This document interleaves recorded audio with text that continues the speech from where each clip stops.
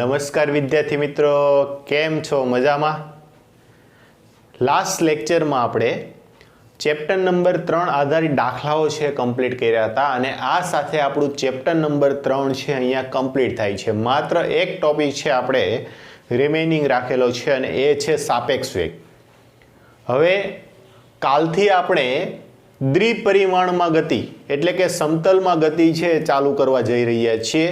એ પહેલાં એક લેક્ચર રાખ્યો છે જે છે આપણને મેથ્સનું ફિઝિક્સ સાથેનું જે સંકલન છે એ શીખવાડશે. સંકલન એટલે કે મેથ્સનું ફિઝિક્સમાં શું ઉપયોગ છે. એટલે આ લેક્ચર છે આપણા માટે ખૂબ જ અગત્યનો છે, કેમ કે તમે જોયું હશે કે ફિઝિક્સમાં મેથ્સનું પણ ખૂબ સારું એવું મહત્ત્વ છે. એટલે કે કોઈ પણ દાખલો ગણતા હોય અચાનક મેથ્સનો ઉપયોગ આવી જતો હોય છે અને જ્યારે આવો મેથ્સનો ઉપયોગ આવે ત્યારે એમને કઈ રીતે સોલ્વ કરવું, તો એના માટે આજનો લેક્ચર રાખેલો છે અને આજનો લેક્ચર છે એકમ વર્તુળ. જો તમે ખાસ ધ્યાન આપ્યું હોય તો ચેપ્ટર નંબર 2માં મેં તમને એકમ વર્તુળ વિશેની વાત કરી હતી અને એકમ વર્તુળ વિશે સમજાવ્યું હતું. આજે ફરી એકવાર એકમ વર્તુળ વિશે જોઈ લઈએ. એમને આધારિત કયા કયા કોન્સેપ્ટ છે જે આપણને ફિઝિક્સમાં આ 2 વર્ષ દરમિયાન અને આગળ જતા હાયર સ્ટડીમાં કામ આવવાના છે એની આગળની ચર્ચા કરવાની છે. ઓકે, તો જોઈએ એકમ વર્તુળ. તો કહેવાય કોને એકમ વર્તુળ? જો એમની વ્યાખ્યા જ કંઈક એવું કહે છે. એકમ વર્તુળ કોને કહેવાય? તો કે જેનું મૂલ્ય એટલે કે જેની ત્રિજ્યા છે 1 એકમ હોય. 1 એકમ એટલે કઈ? કોઈ કહે કે મારે 1 સેન્ટીમીટર ત્રિજ્યાવાળું વર્તુળ દોરવું છે તો એના માટે 1 એકમ બરાબર કેટલું થઈ ગયું? 1 સેન્ટીમીટર. કોઈ કે મારે 1 મીટર ત્રિજ્યાવાળું વર્તુળ દોરવું છે તો એના માટે 1 એકમ કેટલું થઈ ગયું? 1 મીટર. 1 એકમ એટલે કોઈ પણ એક એકમ પછી કંઈ પણ હોઈ શકે. સેન્ટીમીટર હોય, મીટર હોય, કિલોમીટર હોય, વોટ એવર, એની સાથે કંઈ લેવા દેવા નથી. તો આવું એક વર્તુળ એને કહેવાય છે એકમ વર્તુળ. તો અહીંયા મેં એકમ વર્તુળ દર્શાવેલું છે. આનો મતલબ શું થયો? તો કે આની ત્રિજ્યા કેટલી હશે? 1 એકમ હશે. જો આ એકમ વર્તુળને આપણે ઉદ્ગમ બિંદુ પર રાખેલું છે, યામાક્ષોના ઉદ્ગમ બિંદુ પર, તો આના યામ કેટલા થશે? 0, 0 થશે. આપણે કેટલી રાખેલી છે? ત્રિજ્યા 1 એકમ. કેટલી રાખેલી છે? 1 એકમ. તો અહીંથી તમે આ એક્સ અક્ષ કહેવાય. એક્સ અક્ષ બાજુ 1 એકમ ચાલો છો આ ત્રિજ્યા જેટલું, તો આના યામ કેટલા થઈ ગયા? તો એક્સ અક્ષ ઉપર વાય યામ કેટલો આવે? 0 આવશે. તો આના યામ કેટલા થયા? અહીંથી તમે કેટલું ચાલ્યા? 1 એકમ. તો 1. વાય યામ કેટલો આવશે અહીંયા? 0. ઓકે, ચાલો અહીંથી તમે વાય અક્ષમાં કેટલું ચાલો છો? 1 એકમ જેટલું. ત્યારે વાય અક્ષ ઉપર એક્સ યામ કેટલા હોય? 0 હોય.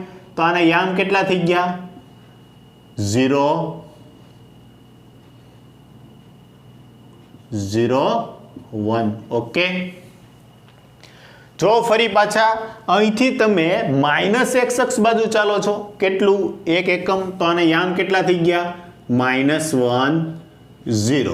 તેવી જ રીતે તમે માઇનસ વાય અક્ષ બાજુ 1 એકમ ચાલો છો તો આના યામ કેટલા થઈ ગયા? 0, -1. ઓકે, તો આ રીતે તમને યામ લખતા આવડી જવું જોઈએ. સમજાણું શું કર્યું? તો કે જે અક્ષ ઉપર તમે યામ લખો છો એની સિવાયના અક્ષના યામ કેટલા થઈ જાય? 0 થઈ જાય. એક્સ અક્ષ ઉપર લખો છો ત્યારે વાય યામ 0, વાય અક્ષ પર લખો છો ત્યારે એક્સ યામ 0. ઓકે, આ થઈ ગયા એકમ વર્તુળના યામ. હવે જુઓ, મેથ્સમાં આપણે ખૂણાઓ છે શેમાં બતાવતા હતા? ડિગ્રીમાં. શેમાં બતાવતા હતા? ડિગ્રીમાં. તો હંમેશા ફિઝિક્સમાં હવે જ્યાં જ્યાં આપણે આગળ કામ કરશું અથવા તો મેથ્સમાં પણ તમે કરશો તો તમારે દરેક ખૂણા છે એક્સ અક્ષની સાપેક્ષે વિષમ ઘડી દિશામાં માપવાના છે. ફરી એકવાર કહું છું, તમારે ખૂણા ક્યાંથી માપવાના છે? એક્સ અક્ષની સાપેક્ષ વિષમ ઘડી દિશામાં. કઈ દિશામાં? વિષમ ઘડી દિશામાં. તો જો એક્સ અક્ષની સાપેક્ષે આનો ખૂણો કેટલો આવશે? તો કે એક્સ અક્ષ આ બાજુ છે ને આ પણ એક બાજુ છે, તો એનો ખૂણો કેટલો થઈ જશે? 0 ડિગ્રી થશે. આ ખૂણો કેટલો આવ્યો? 0 ડિગ્રી. હવે આ ખૂણો કેટલાનો છે? આ ખૂણો તો કે 90 ડિગ્રીનો. તો આના યામ કેટલા આવી જશે? 90 ડિગ્રી. સોરી, આ કેટલાનો ખૂણો થશે? 90 ડિગ્રીનો. ફરી પાછું જો આ 90 હતા ને એમાં ફરી પાછું આ 90 ડિગ્રી ઉમેરો તો 90 ને 90 180 ડિગ્રી. 180 ડિગ્રીમાં ફરી પાછો 90 ડિગ્રી ઉમેરો કેટલા આવશે 270 ડિગ્રી. અને 270 ડિગ્રીમાં ફરી પાછા 90 ડિગ્રી ઉમેરો તો આ ખૂણો કેટલો આવી જશે આ પોઈન્ટ પર આખું એક ફરતે વિષમગળી દિશામાં પરિભ્રમણ કરી અને ફરી પાછા એ પોઈન્ટ પર આવો તો એમાં ખૂણો કેટલો થઈ જતો હોય છે 360 ડિગ્રી. હજુ પણ જો તમે કન્ટિન્યુ આગળ ફરવાનું ચાલુ રાખો તો 360 પ્લસ 90 જે પણ આવતા હોય એ તમારો આન્સર. એટલે આ રીતે તમારે કન્ટિન્યુ ફર્યા કરવાનું જેથી કરીને તમને ખૂણાઓ છે ડિગ્રીમાં મળ્યા કરે. પરંતુ આપણે સેકન્ડ ચેપ્ટરમાં વાત કરી હતી કે એસઆઈ એકમ પદ્ધતિની મૂળભૂત ભૌતિક રાશિ તરીકે આપણે ખૂણાનો એકમ કયો સ્વીકાર્યો છે રેડિયન. ઓકે, જે આપણે પૂરક ભૌતિક રાશિમાં જોયું હતું કે સમતલ કોણનો એકમ છે રેડિયન અને ઘનકોણનો એકમ છે સ્ટીરેડિયન. તો એમાં રેડિયન તો આપણે શું કરવું પડશે કે આ દરેક ખૂણાઓ છે એને રેડિયનમાં કન્વર્ટ કરવા પડશે અને એ તમે ચેપ્ટર નંબર 2 માં ખૂબ સારી રીતે શીખીને આવ્યા છો. ચાલો 0 ડિગ્રી બરાબર કેટલા રેડિયન તો કે ડિગ્રી અને રેડિયન વચ્ચેનો સંબંધ દર્શાવતું સૂત્ર તો કે 1 ડિગ્રી ઇઝ ઇક્વલ ટુ પાઈના છેદમાં 180 રેડિયન. ઓકે, સાચું કે ખોટું? રેડી? તો હવે જો તમારી પાસે ખૂણો કયો છે 0 ડિગ્રી તો એનું પાઈમાં પણ વેલ્યુ કેટલી થશે 0 રેડિયન થશે. તો આ ખૂણો જોજો ડિગ્રી વાળા ખૂણા છે એ મેં બ્લેક પેનથી દર્શાવ્યા. હવે રેડિયન વાળા ખૂણા છે હું બ્લુ પેનથી દર્શાવું છું. ઓકે 0. ચાલો અહીંયા જઈએ π/2 એટલે કે 90. તો 90 ડિગ્રી એ કેટલું થશે જોજો 90 ડિગ્રી અને ડિગ્રીને બદલે આપણે શું વાપરી શકીએ 90 ડિગ્રીને બદલે પાઈના છેદમાં 180 રેડિયન બરાબર કેટલા થઈ જશે π/2 રેડિયન. અને આ બધું તમે ખૂબ સારી રીતે જાણો છો. તો 90 ડિગ્રી બરાબર આનો ખૂણો કયો આવશે 90 ડિગ્રી બરાબર તો કે π/2 રેડિયન. તો હવે આપણે શું કહીશું અત્યાર સુધી તમે ડિગ્રીમાં બોલતા હતા પણ અહીંથી અહીંયા ખૂણો કયો આવી જશે π/2 આવશે. તેવી રીતે 180 માટે ખૂણો કયો આવશે પાઈ.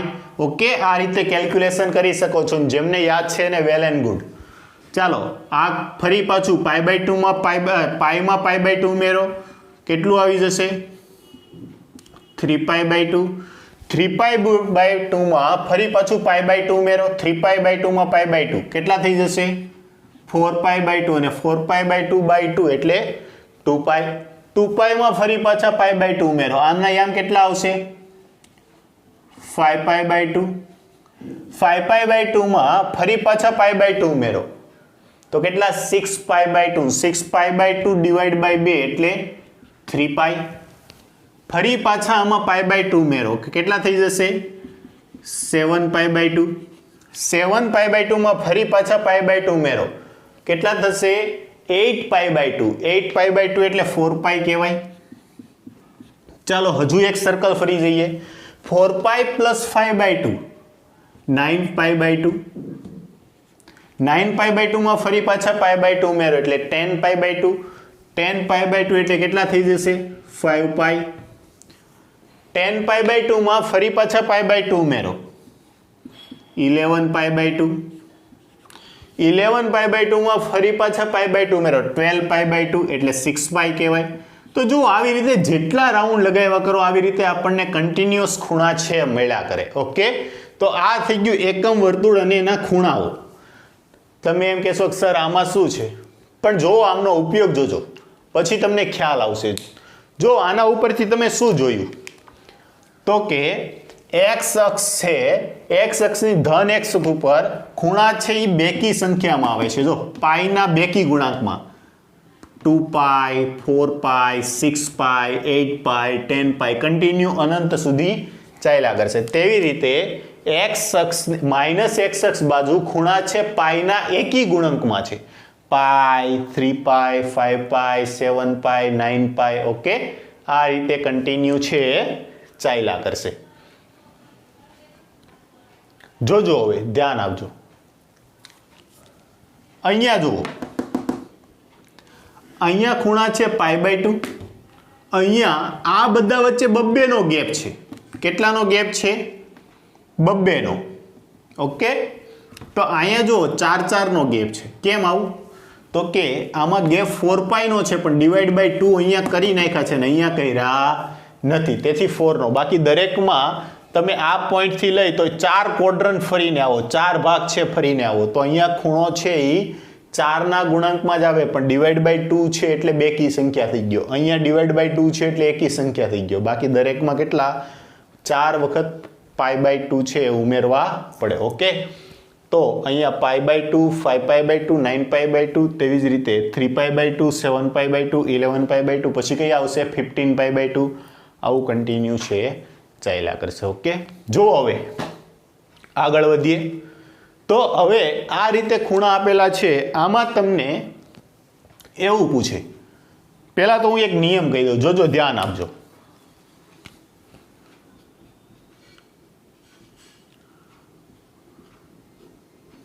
પાઈ એ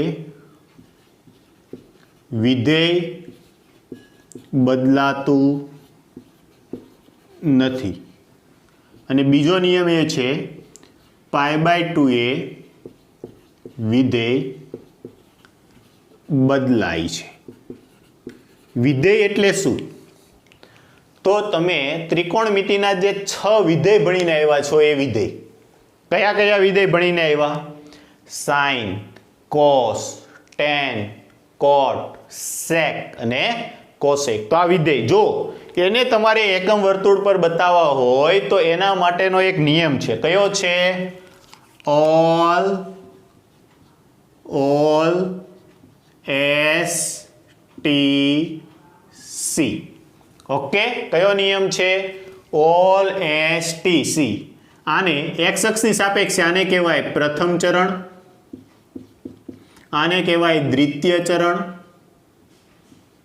આને કહેવાય તૃતીય ચરણ, અને આને કહેવાય ચતુર્થ ચરણ.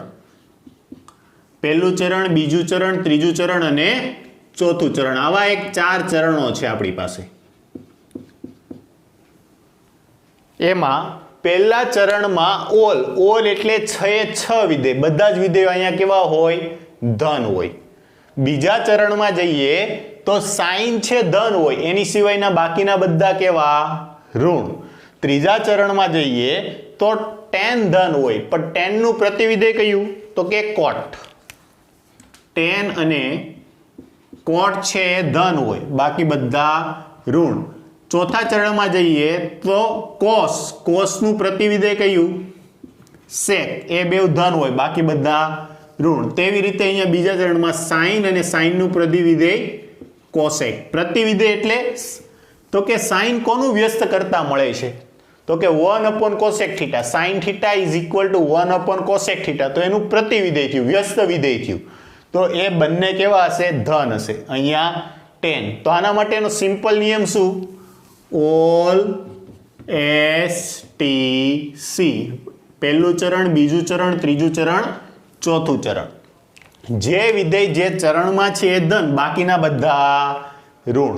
ઓકે, અને બીજું કે તમે વિધેયનું પરિવર્તન કરો છો ત્યારે જો ખૂણો છે પાઈ હોય તો પાઈએ વિધેય બદલાતું નથી, અને π/2 એ વિધેય બદલાઈ જાય છે. વિધેય બદલાઈ જાય છે તો શું થશે? તો કે સાઇનનું શું થઈ જશે? કોસ. વિધેય બદલાય, જો વિધેય બદલાય, જો વિધેય બદલાય તો સાઇનનું શું થઈ જશે? કોસ. ખૂણા લખતો નથી, તેવી રીતે કોસનું શું થઈ જશે? સાઇન. તેવી રીતે ટેનનું થશે કોટ અને કોટનું ટેન. એટલે આ રીતે બે બાજુ સાઇન દર્શાવી દો. તેવી રીતે થશે સેકનું થશે કોસેક, અને કોસેકનું થઈ જશે સેક. ઓકે, જનરલી આપણે આની સાથે ડીલ કરવાની છે. ફિઝિક્સમાં આપણે આ બે જ વિધેયો મોસ્ટલી આવતા હોય છે અને ત્રીજું tan આવતું હોય છે, પણ એમાં ખૂણા પરિવર્તન કરવાનું બહુ ઓછું પૂછાય. આ લઈએ, આ 4 સાથે આપણે ડીલ કરવાની છે, sin, cos, tan અને cot. ઓકે, તો આ યાદ રાખજો. હવે જુઓ,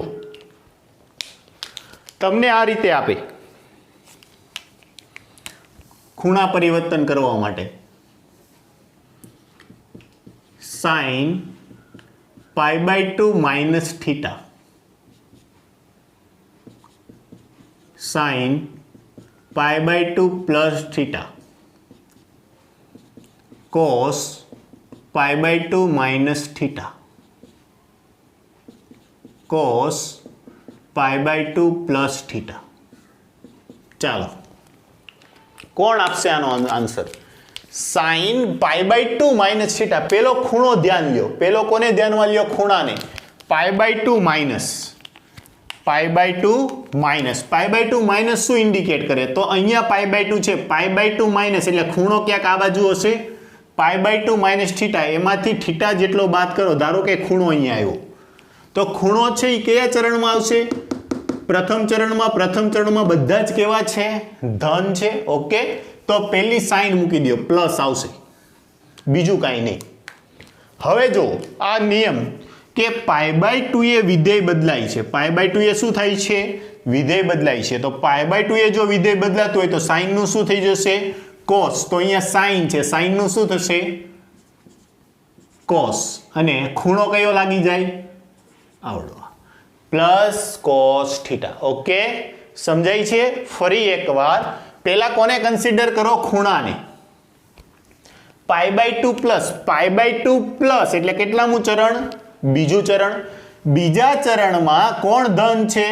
તો કે સાઇન અને કોસેક, બાકી બધા જ ઋણ. તો અહીંયા કયું વિધેય આપ્યું? સાઇન. તો એનો મતલબ એમ થઈ ગયો આ કેવું આવશે? ધન આવશે. ઓકે, ખૂણા ઉપરથી ખબર પડે કે આ ધન આવશે કે ઋણ. અને પછી sin π/2 પ્લસ થીટા, સાઇનનું શું થઈ જશે? cos theta. ચાલો હજુ એકવાર જોજો, ધ્યાન આપજો. cos π/2 minus theta, π/2 minus theta કેટલામું ચરણ? પ્રથમ ચરણ. પ્રથમ ચરણ હોવાથી ધન. ઓકે, નેક્સ્ટ cos π/2, cos π/2 એ વિધેય બદલાઈ જાય ને cos નું થઈ જાય sin, અને વિધેય કયું? આ ખૂણો હોય એ લાગી જાય. Next cos π/2 plus theta, π/2 plus એટલે બીજું ચરણ, અને બીજા ચરણમાં cos કેવું હશે? બીજા ચરણમાં cos જો માઇનસ, તો માઇનસ sin, cos નું થઈ જશે sin થીટા. ઓકે, આ રીતે છે તમારે ધ્યાનમાં લેવાનું છે. થીટા તરીકે કોઈ પણ ખૂણો હોય, એક્ઝામ્પલ તરીકે તમને આમ આપે cos π/2 plus 30 degree, cos π/2 plus 30 degree. તો આમને તમારે સોલ્વ કરવું છે. કઈ રીતે કરો? તો કે cos π/2 પ્લસ 30, π/2 પ્લસ એટલે સેકન્ડ ચરણ. સેકન્ડ ચરણમાં cos કેવું હશે? માઇનસ હશે. તો આનો આન્સર શું આવશે? Minus sign 30 degree. અને હવે આનું વેલ્યુ છે તમે જાણો છો, ત્રિકોણ કોષ્ટક પ્રમાણે આનું વેલ્યુ છે તમે જાણો છો. ઓકે, તો આ રીતે વિદ્યાર્થી મિત્રો પ્રેક્ટિસ કરવાની છે. સમજાય છે? જો હવે આપણે આગળ વધીએ. હવે પાઈમાંથી ખૂણાઓ લઈએ, અને હવે હું આ જોડીઓ છે એ સાથે રાખું છું. જોજો, ધ્યાન આપજો. આ રીતે આપે sign pi minus theta sign cos વાળું લખી દો. Cos pi minus theta sign pi plus theta cos pi plus theta. ચાલો કરો જોઈએ ટ્રાય. શું કરવાનું? પહેલા કોને ધ્યાનમાં લેવાનો? ખૂણાને. પાઈ માઇનસ કેટલામું ચરણ? બીજું ચરણ. તો બીજા ચરણમાં સાઇન કેવું છે? ધન. તો એક વાત ફિક્સ થઈ ગઈ, અહીંયા કેવું આવશે? પ્લસ. ઓકે, બીજું જોવો, પાઈએ વિધેય બદલાતું નથી. વિધેય નથી બદલાતું તો સાઇન નું શું રહેવાનું છે? સાઇન જ તે. તો આન્સર શું આવશે આપણો? Sine theta. સમજાય છે? ચાલો next. Cos pi minus theta. Cos pi minus second ચરણ કોસ છે તો આમાં કોસ કેવું છે ઋણ છે તો માઇનસ કોસ થીટા. ઓકે ચાલો next sign pi plus theta એટલે પાઈ પ્લસ ત્રીજું ચરણ.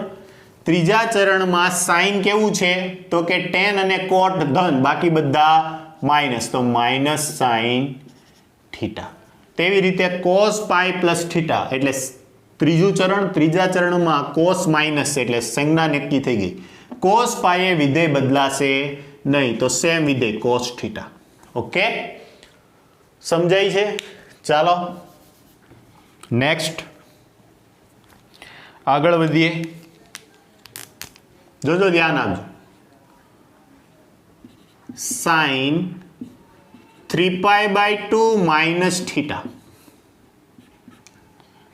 Cos 3π/2 minus theta sine 3π/2 plus theta cos 3π/2 minus theta.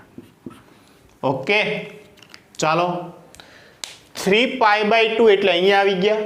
Minus એટલે કેટલામું ચરણ ત્રીજું ચરણ તો ત્રીજા ચરણમાં ટેન કોટ સિવાય બાકી બધા ઋણ એટલે આની સંજ્ઞા નક્કી થઈ ગઈ માઇનસ આવશે. ઓકે સાઇન 3π/2 એ વિધેય બદલાઈ જશે π/2 તો π/2 એ શું થઈ જશે વિધેય બદલાઈ જશે તો 3π/2 એ પણ વિધેય બદલાય તો સાઇનનું શું થઈ જશે કોસ થીટા. ઓકે તેવી રીતે કોસ 3π/2 માઇનસ થીટા ફરી પાછું ત્રીજું ચરણ માઇનસ આવશે કોસનું શું થઈ જશે સાઇન થીટા. આ બધી વસ્તુ કેવી છે જેમ જેમ પ્રેક્ટિસ કરશો પ્રેક્ટિસના આધારે તમને ફટ દેખાનો ખ્યાલ આવશે. દરેક વખતે આપણે એકમ વર્તુળ દોરવું એમાં ઓલ એસટીસી લખવું ને એ બધું લાંબી પ્રોસેસ કરવી બેટર છે. શું કરો પ્રેક્ટિસ એટલે આમથી તમને ખબર પડી જશે કે કેટલામું ચરણ છે અને કયા ચરણમાં કોણ ધન છે. ઓકે ચાલો નેક્સ્ટ સાઇન 3π/2 પ્લસ થીટા 3π/2 ચોથું ચરણ. ચોથા ચરણમાં કોસ અને સેક ધન બાકી બધા ઋણ તો સાઇન છે સાઇન કેવું આવશે ઋણ. π/2 એ વિધેય બદલાઈ જશે સાઇનનું શું થઈ જશે cos theta. Next cos 3π/2 minus theta 3π/2 minus એટલે આ ચરણ આવ્યું સોરી અહીંયા હું પ્લસ લઈ લઉં છું અને આ એક સેમ થઈ જાય છે. કોસ 3π/2 પ્લસ થીટા એટલે ચોથું ચરણ. ચોથા ચરણમાં કોસ કેવું જો કોસ ધન છે અને કોસનું શું થઈ જશે સાઇન થીટા. તો આ રીતે તમારે છે પ્રેક્ટિસ કરવાની. ચાલો નેક્સ્ટ જો હજુ જોઈએ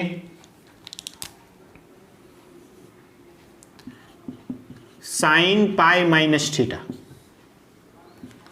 cos pi minus theta sign pi plus theta cos pi minus theta. Okay ચાલો આપો આન્સર.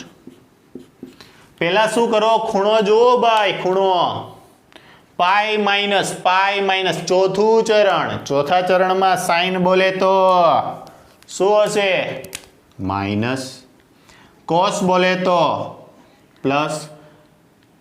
સાઇન પાઈ પ્લસ પહેલું ચરણ આવી ગયું. કેટલામું આવ્યું પહેલું ચરણ. પહેલા ચરણમાં સાઇન પ્લસ પહેલા ચરણમાં કોસ પ્લસ કેમ કે પહેલા ચરણમાં તો બધા બે ધન બધા કેવા છે ધન છે.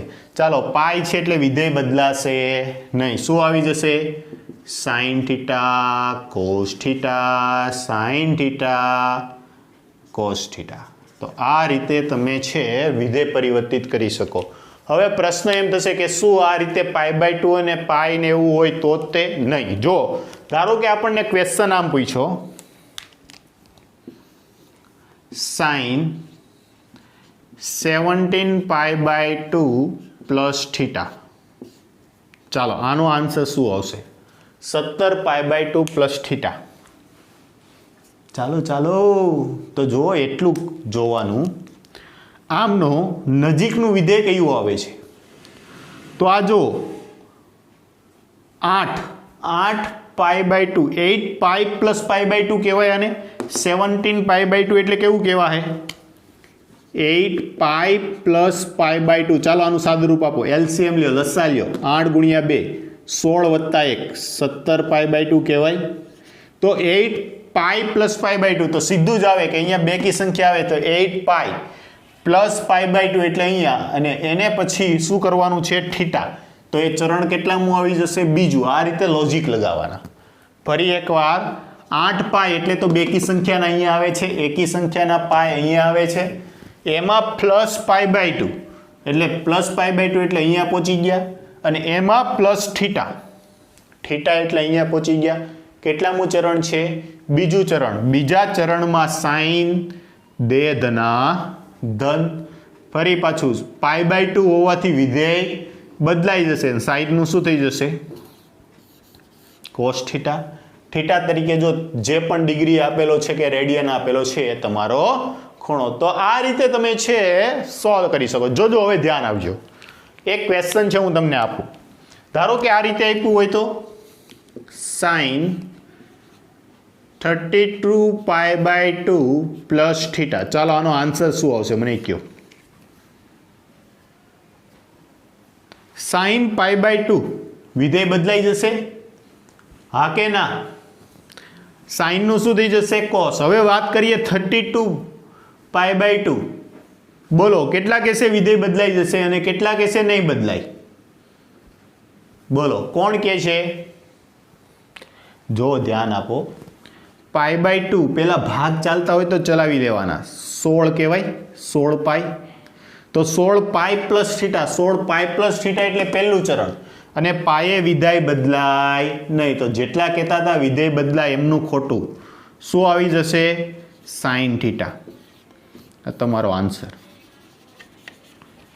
સમજાય છે તો આ હતું એકમ વર્તુળ કયો નિયમ આપણે યાદ રાખવાનો છે ઓલ એસટીસી કયો નિયમ ઓલ એસટીસી ઓલ એટલે તો પહેલા ચરણમાં બધા જ વિધેય ધન બીજા ચરણમાં સાઈન અને એનું પ્રતિવિધેય કોસેક ધન બીજા ચરણમાં ટી એટલે tan અને એનું પ્રતિવિધેય કોટ ધન ચોથા ચરણમાં કોસ અને એનું પ્રતિવિધેય સેક ધન બાકી બધા ઋણ ઓકે તો ખાસ આ લેક્ચર તો આમને ધ્યાનથી રહેજો કેમ કે ડિગ્રીના ખૂણાઓ છે જો ખૂબ જ મોટા આવશે તો મોટા આવશે ત્યારે આ ખૂણાઓ છે તમારે ક્યારે એમને પ્લસમાં લેવા અને ક્યારે એની વેલ્યુ છે માઇનસ લેવી તમને ખ્યાલ આવે બીજું જુઓ દરેક વખતે હજુ એકવાર કહું છું દરેક વખતે ખૂણા ક્યાંથી માપવાના છે x અક્ષની